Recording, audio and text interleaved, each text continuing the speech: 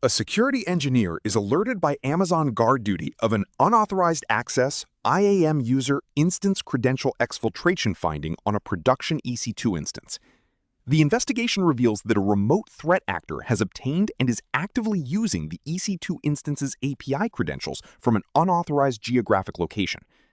Which action should the security engineer perform immediately to mitigate the threat?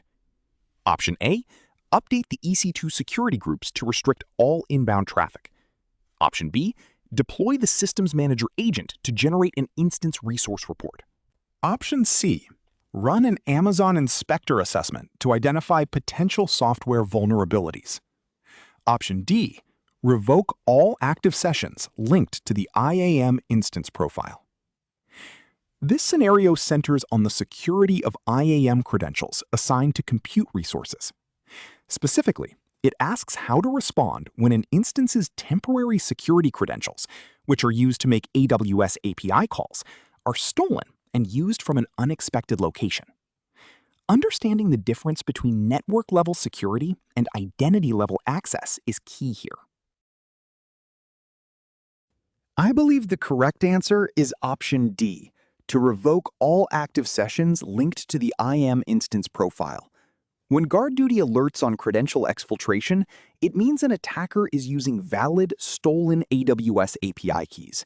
These keys allow the attacker to interact with your AWS environment directly.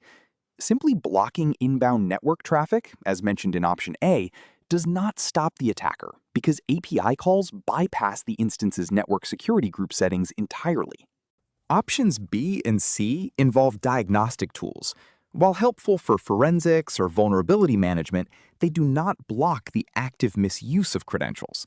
Revoking the IAM role sessions is the only way to immediately invalidate the stolen tokens and stop the unauthorized access.